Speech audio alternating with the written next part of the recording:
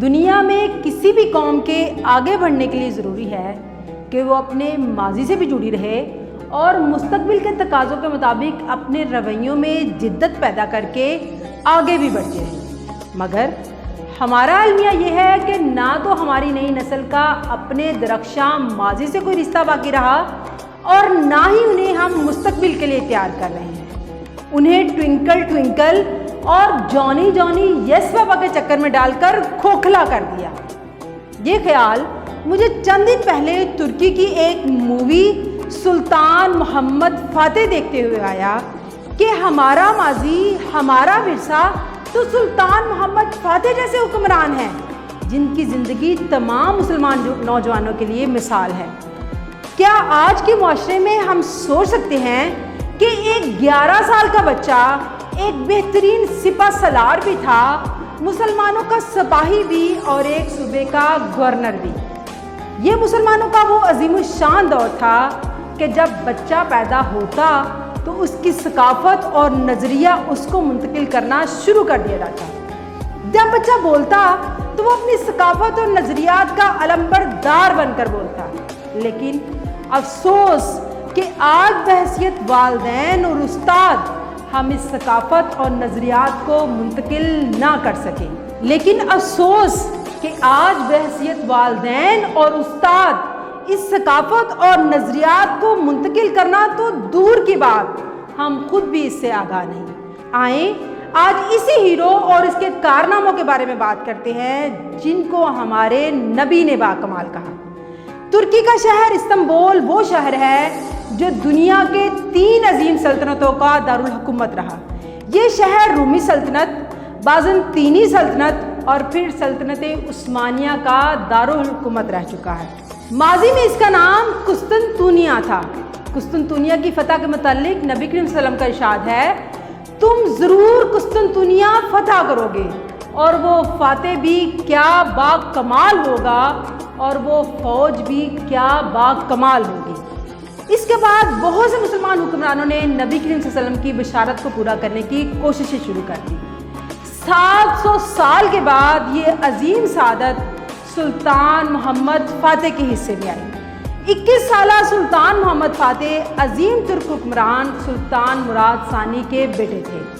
رسول اللہ صلی اللہ علیہ وسلم کی محبت سے سرشار تھے۔ نبی کی بشارت کو پورا کرنے کا عزم کیا، اپنی فوج کو جدید ترین ٹیکنالوجی سے لیس کیا، اپنے دشمنوں بازنطینیوں کا ایک ماہر اسلحہ ساز جس کا نام اربان تھا اسے بلوایا اور منہ مانگے معاوضے پر بہترین توپیں اور گولہ بارود بنانے پر مامور کیا۔ حملے کے لیے 300 جنگی جہاز تیار کیے اور 70,000 فوج لے کر اس وقت کے ایک ناقابل تسخیر شہر قسطنطنیہ کو فتح کرنے کے لیے چل پڑے۔ دوسری جانب قسطنطنیہ کو بچانے کے لیے یورپ کے سارے حکمرانوں نے اپنی اپنی فوجیں اور بحری جہاز قسطنطنیہ پہنچا دیے۔ سلطان محمد فاتح 40 روز تک شہر کا محاصرہ کیے رہا۔ شہر کی فصیل توڑنے کے لیے ہر ممکن کوشش کی مگر ناکام رہا۔ ایک سرنگ کھود کر فصیل کے اندر پہنچنے کی بھی کوشش کی مگر یہ تدبیر بھی کارگر نہ ہوئی۔ سمندر کے راستے گولڈن ہارن کے اندر بحری جہاز داخل کرنے کی کوشش کی مگر کیسر قسطنطین نے گولڈن ہارن کی بندرگاہ کے دہانے پر ایک ایسی بھاری لوہے کی زنجیر باندھ دی کہ کوئی جہاز اندر داخل نہیں ہو سکتا تھا۔ سلطان کے وزیروں نے اسے مشورہ دیا کہ قسطنطنیہ کو فتح کرنا ناممکن ہے، لہٰذا بہتر یہی ہے کہ واپس چلے جائیں۔ مگر سلطان محمد فاتح ہر قیمت پر رسول کریم صلی اللہ علیہ وسلم کی بشارت کو پورا کرنا چاہتے تھے۔ اس نے ایک ناقابل یقین تدبیر پر عمل کرنے کا فیصلہ کیا۔ باسفورس کے پہاڑوں کے ساتھ ایک وسیع اور گھنا جنگل تھا۔ اس جنگل سے ہزاروں درختوں کو کاٹا گیا، سینکڑوں جانور ذبح کر کے ان کی چربی ان درختوں کے تنوں اور تختوں پر لگا کر خوب چکنا کیا۔ ان چربی سے چکنے کیے گئے تنوں پر بحری جہاز رکھ کر ان کو رسیوں کی مدد سے راتوں رات کھینچ کر پہاڑ پر چڑھایا گیا اور دوسری جانب قسطنطنیہ کے شہر کے ساتھ سمندر میں اتار دیا گیا۔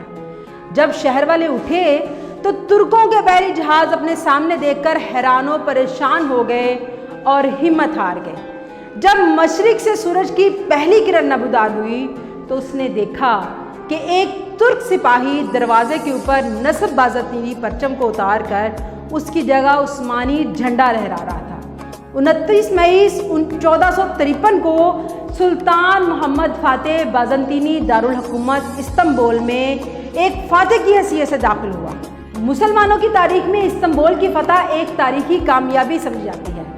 इस कामयाबी से यूरोप में इस्लाम के दाखिले की राह खुल गई और ये एक 21 साला मुसलमान नौजवान का अज़्म ही था कि बाज़ंतीनी सल्तनत का खात्मा हुआ। आज इस्तांबुल की फ़ज़ाएँ अज़ानों की आवाज़ से गूंज रही हैं। सुल्तान मोहम्मद फ़ातेह आज तुर्क कौम के एक हीरो के तौर पर जाने जाते हैं। सुल्तान एक इंतहाई वसीउल क़ल्ब हुक्मरान थे। फ़तह के बाद शहर में मौजूद तमाम ईसाई शहरियों को अमान दे दी गई।